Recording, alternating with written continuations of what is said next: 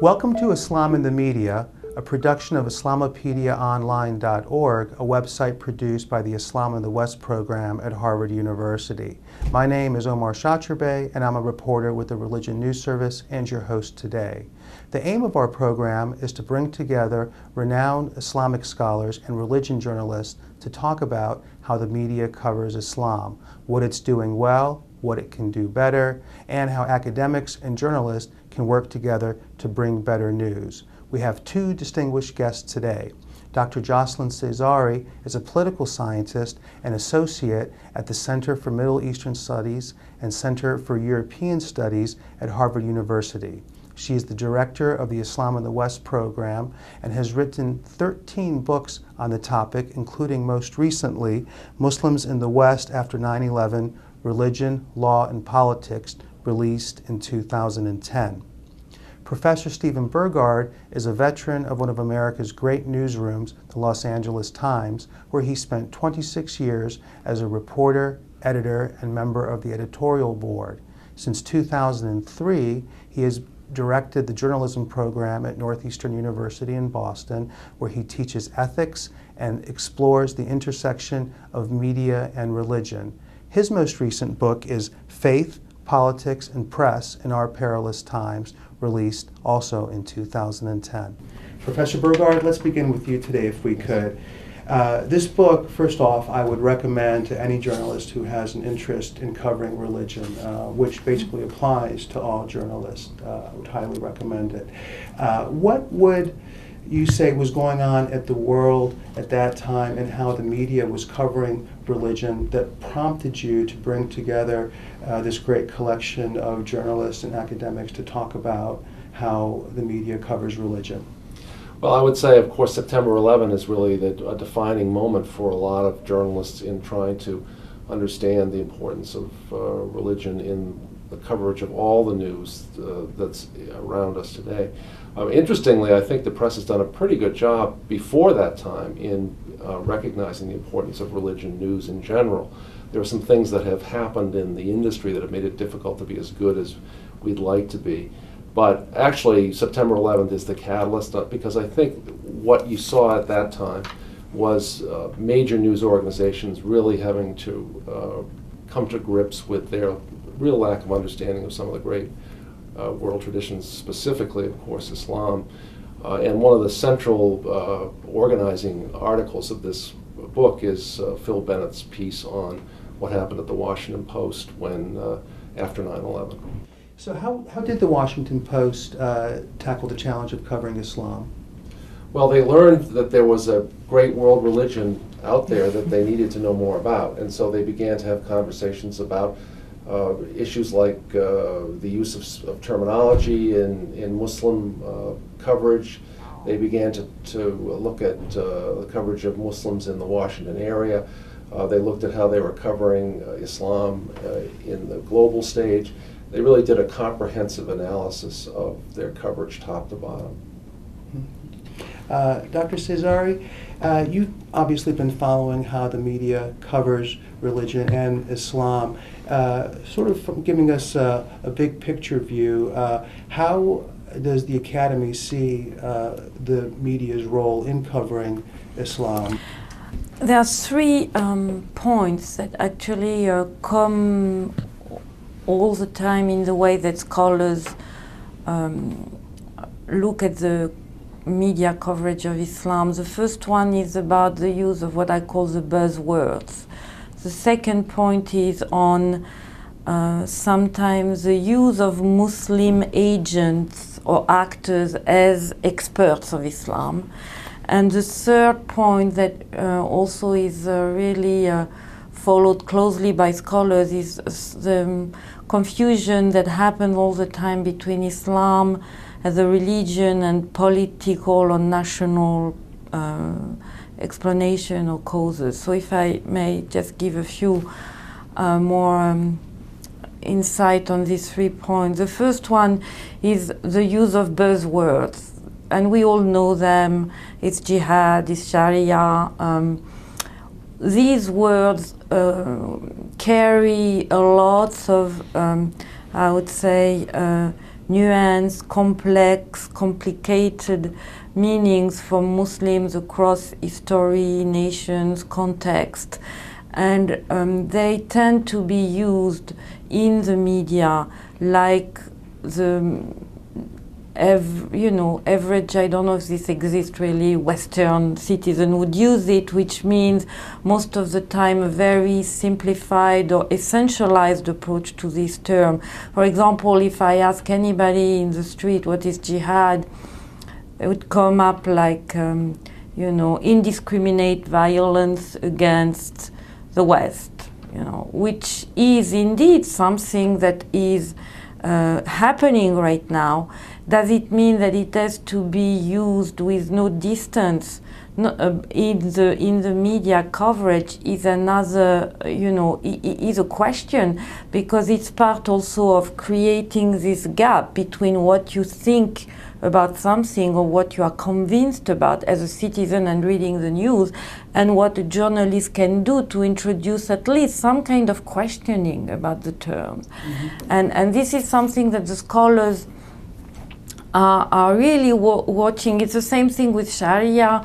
We just, are going through this Oklahoma state debate about the term Sharia in the state court, and how Sharia is seen as a sort of fixed medieval code that explain everything for Muslims everywhere.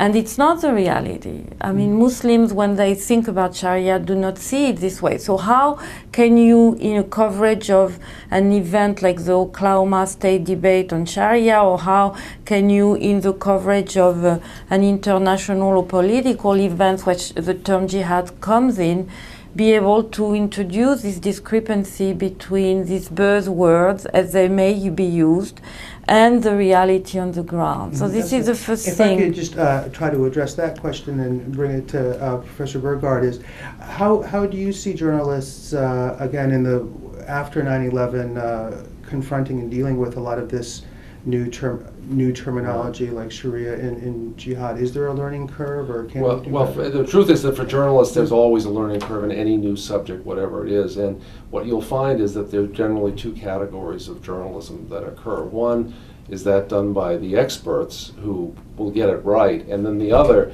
is the journalism that's done by people who are thrown into stories that have these elements in them and have to learn about them. So if you would find, I think, that most of the major religion writers at the major news organizations would have a sophisticated understanding of these things. But it's the ordinary reporters thrown into the coverage of international events or a bombing attack in the center of their city, or a threat of one, where these terms come up, and they may not have the depth of understanding that Jocelyn's talking about. And so that's why we need education for journalists in this area. That's one of the things that we've done with this book, is to try to provide some resources for journalists so that they can do a better job in this area. And I think it's especially important for future journalists. They're really the audience here that we need to work most with, because as budgets shrink in newsrooms and as more and more regular journalists, that second category I'm talking about, have to encounter these kinds of stories, they really need to go forward with a little more understanding and confidence from the beginning. Yeah. The second point is the use of Muslim actors as experts. And I think that this is a big issue in the sense that I give an example because it has been coming to the US a lot. Someone like Irsha Ali, who is this former member of parliament in the Netherlands, I can see her interviewed in different circumstances to give her opinion on Islam, and it's fine. This is absolutely right and legitimate, but she cannot be taken as an expert on Islam. It is not because she is a Muslim and not because she went through a specific experience about Islam that what she is saying is encompassing the reality of Muslim women in Islam. And I think this is a big issue. It is not possible today, unless you have an agenda, and this I can understand too, as a journalist or as a network, to present a certain type of perspective. But if you want to do a more objective coverage, you have to complement the testimony, and this is a testimony, this is not an expert position. And I am always surprised to see that most of the time Muslim agents are taken as Muslim experts on very sensitive issues like human rights, abuse of women, violence. It is, you know, Muslims are not more educated on their religion than other members of other traditions are. You know, they say what they think is right. But I am very baffled by the fact that when it comes to Islam, we don't always take the time to validate or check, do a background check on what these people are saying. Why we would never ask an average Christian to give us a position on the just war or the theory of war in Christianity. We would turn to an expert on this kind of, you know, tradition, philosophy, theology for any other religion. And this is, I think, very disturbing to me, because indeed Islam is today for lots of Muslims an ideological fight, a struggle. But as a journalist, maybe we need to make the different voices heard and not take one as the expert voice on the situation. Yeah, one of the things that I think when we talk about somebody like Hirsi Ali is that she does indeed, I think, get brought up as an expert. You've seen her on television programs from time to time, but I like to think that she's not the exclusive example that journalists bring in, although the few times that she is brought in, I think is probably too many, given that she does seem to carry an agenda. But this whole issue raises the question of sourcing. Yes. How do reporters, again, when we talk about the generalist or religion specialist, how do we go about finding credible sources that can talk about Islam? Well, this is actually a common problem throughout the press in almost any subject, because you might call it talking head syndrome. There are a certain category of people who manage to get themselves positioned as go-to experts on any number of topics, and I think you've seen a lot of this in terms of along the lines that Jocelyn's talking about, when in fact there are much deeper, richer, nuanced sources of information available, and you really have to cultivate them. It takes time.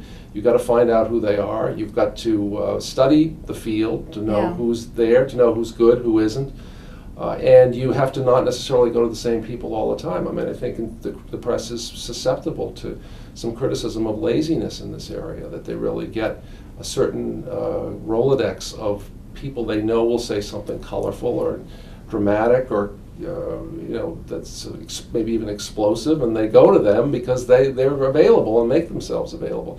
It's harder to cultivate the better, more informed sources who may be kind of in the woodwork of the academy or somewhere else, but who might be exactly the right person.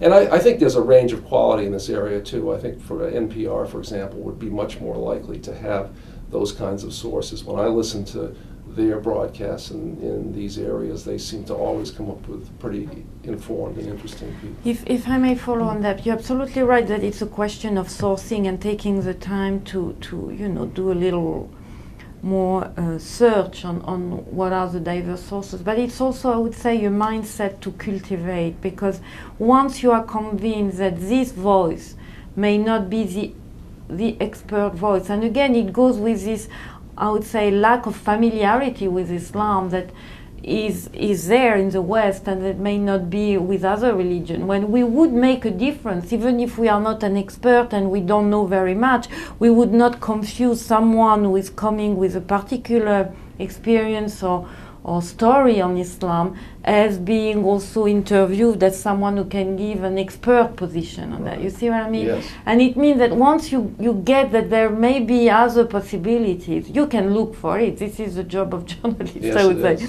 But sometimes it's just taken for granted. Oh, Hirsi Ali, she talks well, she looks good, maybe she can say something interesting on Islam. She can say something interesting on Islam. It doesn't mean that what she say is reflecting the reality of the whole, or the whole spectrum of the situation she's describing. So that's... I would go one step also beyond and say that there are some newscasts that will actually seek out voices of people who will say things that they would That's like exactly, to have yes, said. yeah. So they'll actually do that. I mean, I think that you see some of this on Fox News, that Yes. their producers will probably locate someone who will have a particular point of view that Bill O'Reilly thinks would be valuable to have said. But it's beyond that. I think sometimes journalists also mean well. They want to have voices talking and being, credible on some of the topics. And beyond this very, I would say, specifically oriented and ideologically positioned media, Right. I have seen her in other settings than Fox News, Right. without mentioning any names. So there is something here in the, I would say, awareness. Oh, yes, there is a discourse on Islam here. Does it mean that she knows about Right. what she's talking? She has an experience, but it's different. Well, I think your Islamopedia project is an excellent way to Yeah, we address hope this that this for, will- for, this will for help, journalists yeah. in the future, Yeah. because a lot of good academy-based organizations, Harvard is doing this at Shorenstein Yes. for journalists, are developing websites that will be resources for journalists to allow them to do a better job on deadline. That's the key. Yes. You often need the story now, not Yes, next week. exactly. So having resources available for who we can go to talk to us about Sharia, informed people, is much easier for journalists than having to do all that legwork themselves. One of is sticking to this issue of sourcing. Some of the chapters in the book talk about just this issue. How would you recommend journalists, again, whether they be generalist or specialist in religion, how would they go about getting to know a Muslim community, especially one that these days can be very leery of the press? Well, I think you need to do some reading on Islam, and you need to, if you can, just go visit the mosque and get to know some of the local leaders. One of the best things for journalists to do always in any community or beat that they're going to cover is to get there before the story breaks, so that you have the sources already. You've already talked to people. You've had a lunch with them or something like that, and you get to know that they're available to you to contact when a particular story is available. I would say that an organization called the Council on Islamic Education in Fountain Valley, California, they've changed their name now. They're now called the Institute of Religion and Civic Values, I think. But they provided resources to book publishers. I got to know them very well in Los Angeles when I was there, and I would just call them up. Who should I talk to about this, or what's the perspective on that? So there are reliable people that you can kind of touch base with ahead.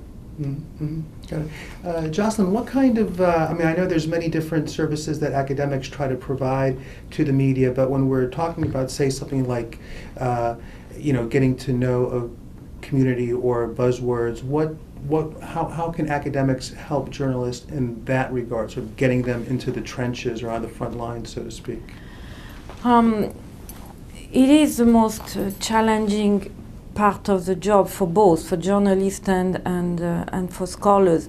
I would say that the issue here is how covering a story happening where Islam is involved, how you get a contextualized information that is not, I would say, this 101 definition on either the birth term or a particular how do you get to know the reality that is behind using the term? Because you have plenty of dictionary now that explain to you a 101, Islamic civilization description, but this doesn't, again, inform automatically the localized, contextualized reality where these terms can come into play, used by different protagonists and agents. And that's why also the scholars of Islam have to do some kind of work, because not everybody is interested in the contextualization. There is also a huge need for scholars to move away, not to to reject, but to move away from, I would say, a textual analysis only, and to look at the use of some of the tradition, of the concepts in different contexts. And that's also something that is coming to the US. I would say with the European background, I can see that Europeans have another problem, but they've been doing more contextualized work. I'm talking about scholars here, not journalists. And on you know, some of the issues at stake when it comes to Islam and women, Islam and politics, and it's a challenge for American scholars who deal with either politics or women issues to bring in the religious dimension of it. I mean, there is something difficult to include unless you are a specialist of a specific area in the Middle East, or you are a specialist of a specific religious concept. You know, it's a challenge for both. And indeed, there is a need to create a place where there is a continuous update of this living, you know, information that can be used in case of crisis or sudden event, you know, that can happen. One thing that makes me wonder about, and it was an issue that you raised earlier in our conversation about the range of quality in media that's out there, and you had brought up the example of NPR, and I was wondering, I've also feel that I noticed a difference between the print media and the television media, and I'm just wondering if the medium of print media is something that offers the space that reporters can devote to having more context versus broadcast television, where they just don't have the time, where they're just basically looking for sound bites. I mean, is the difference between print media and television media just by the different mediums, or are there also different agendas, if you will, in this case? Well, it's a little bit of both. I mean, you know, print media are well suited for covering news in depth, and they can cover these kinds of stories in depth if they choose to. It's really a question of the allocation of resources. Airtime has traditionally been a problem for broadcast, but as we move more and more online, it's possible even for broadcast outlets to begin to put more stuff over on the web that they can't air during a particular hour segment or whatever. They can link to something and you can watch something there that's longer.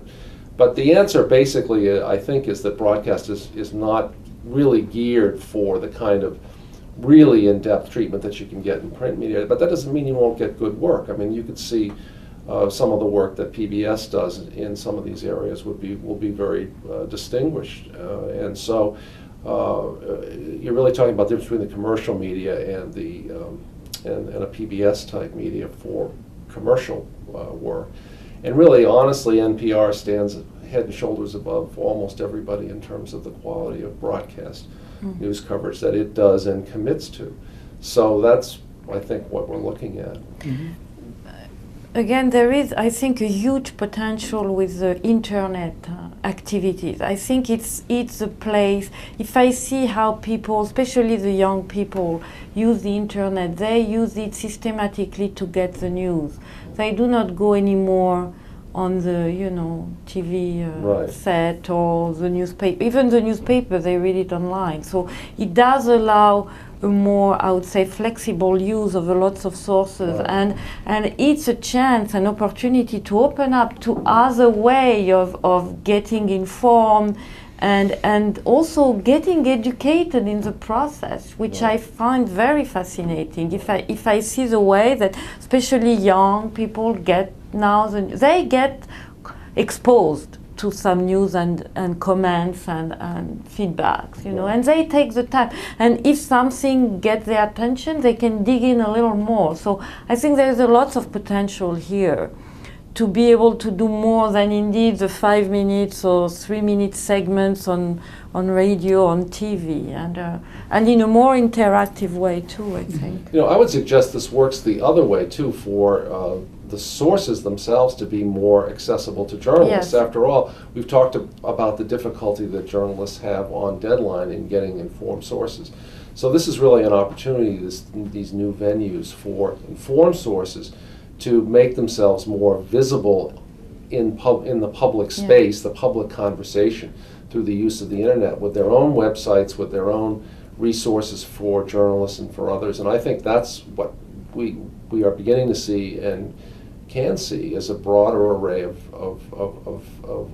authoritative voices providing venues for people to learn from them other than in their classes and lectures that were the traditional way, or an occasional book that a scholar would be able to write in addition to their teaching.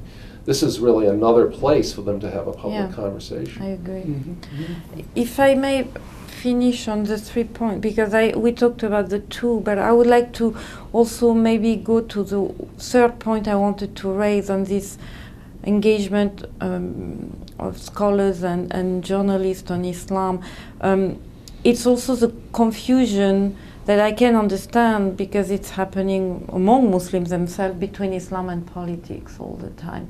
I mean, most of the time when Islam comes into the news, it's about some political issues. Maybe you can correct me if I'm wrong, but no, I think that tends to be what happens. There's a disconnect, I think, between the perceptions that a lot of Americans have and exactly what the way Muslims, for example, feel about themselves as Americans, even something as basic as that. And this does get politicized, and we see it politicized in particular issues. We saw it in the World Trade Center, Islamic Center controversy. We saw it in the Reverend Terry Jones in Florida with his, the overplay of his, essentially his stunt, essentially. And we saw it in things like the Aqua Buddha in the, which isn't an Islamic issue, but it shows how religion can get politicized in the Kentucky Senate race. And then you've talked about a little bit about the Oklahoma situation. I mean, there are any number of issues that are seized upon as political vehicles for making statements that unfortunately reinforce some of the stereotyping that exists. And I think that a lot of politicians are not shy about capitalizing on those. And it's a way that, it happens in a way that doesn't help our understanding of these issues. So I think that it's incumbent upon the press in the course of reporting on these things, which it must do. I mean, you can't have an initiative in Oklahoma and not write about it. Yeah, you have to cover it. But the context is the key. Is how do you explain it? And what's really going on here? What's the agenda? But Steve, it's a context. But there are two issues here. There is a domestic coverage and the international coverage. But you have given a lot of examples on the national coverage recently. Yes, Islam appears in a political debate or agenda, but at the same time, Islam is part of American religion, right? Yes.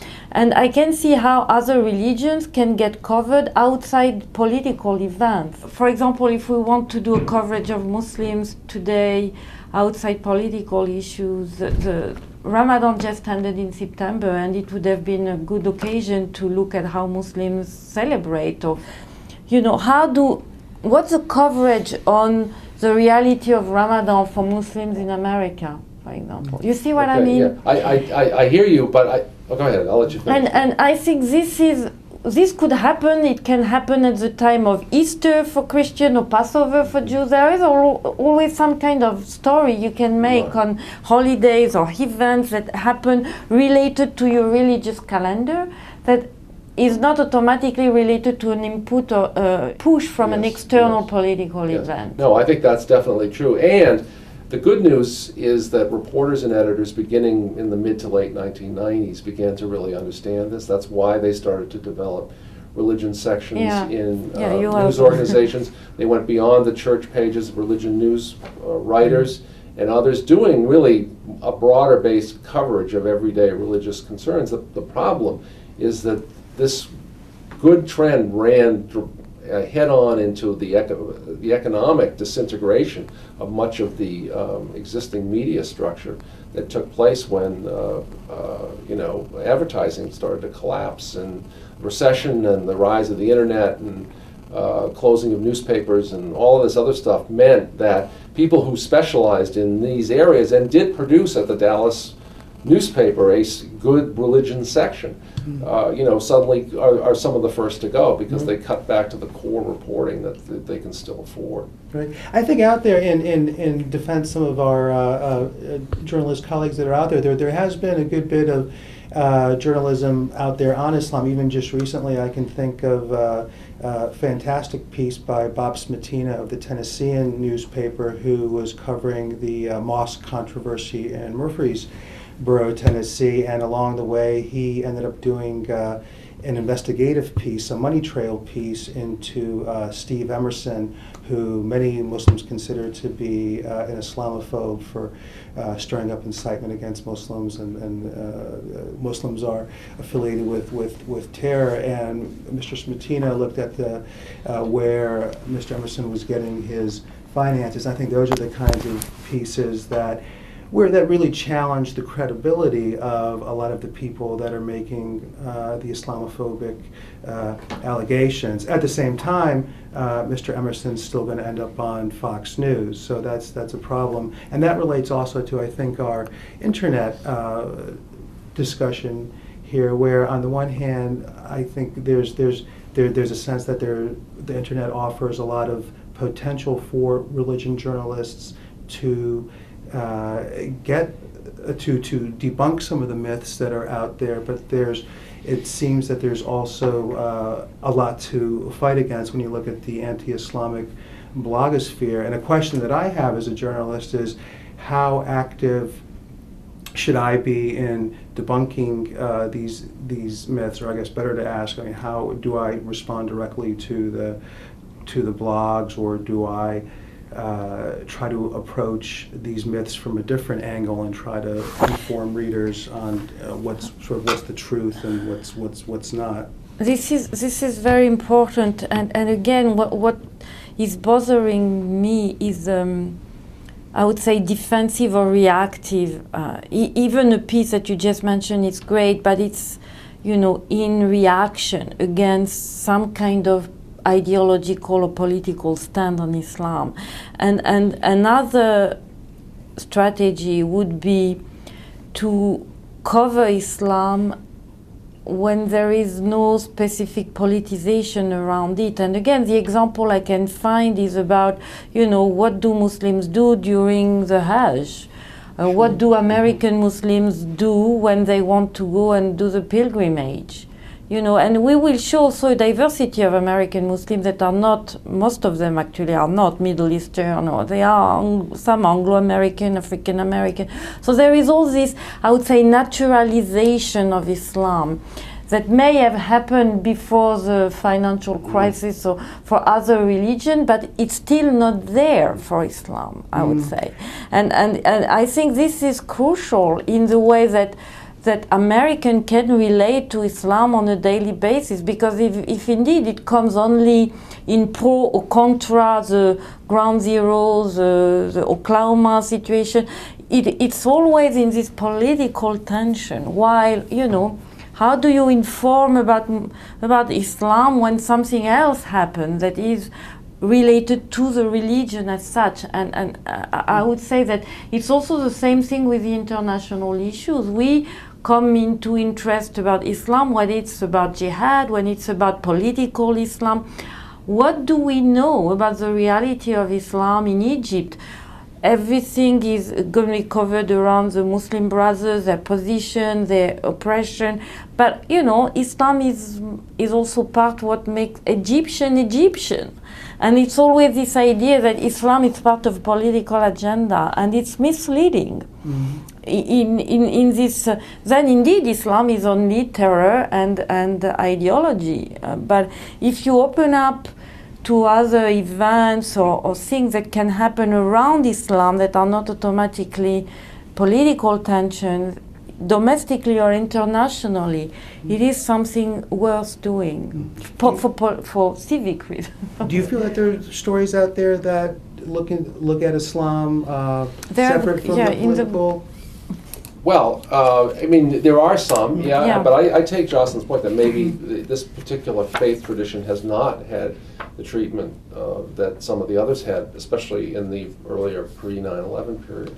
But I can tell you that good news organizations are talking about this all the time now, and they're very concerned, and they want to do a better job on it. It's not as if they're ignoring it or still not getting it. But I think that what we really need to see, in newsrooms everywhere, is a real understanding of how really diverse the Muslim community is. That it isn't just an Arab conflict kind of issue or a fundamentalist terrorist issue. That there are all kinds of Muslims in this country. That they're soccer moms. That they have the same kitchen table concerns that other Americans have.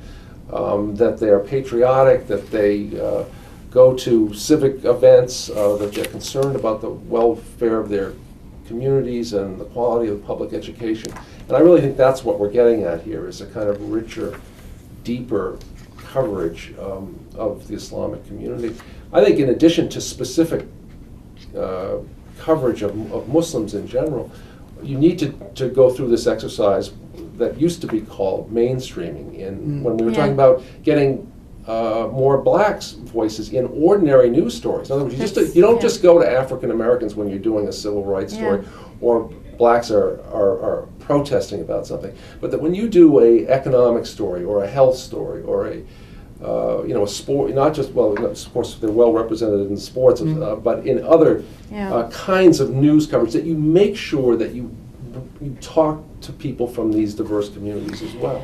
It's a very good point you are making here, because if you look at the creativity of American Muslims in music, it's completely unknown, because they use, I would say, the popular culture like hip hop, but they're very present, and nobody has ever really zoom in the American Muslims in hip hop and the message they convey, and this kind of thing would be part of what is America today, and it would put a complete different flavor or perception on what is Islam in America, or what are Muslims in this country today. Although I would believe that a lot of these articles have been brought up. Again, there's a big distinction between the print media and the broadcast media, but I feel that I do have seen a lot of these articles that are sort of non-political in the print media. One of the stories that I remember getting a lot of play was the trio of Muslim comics that went touring around the U.S., the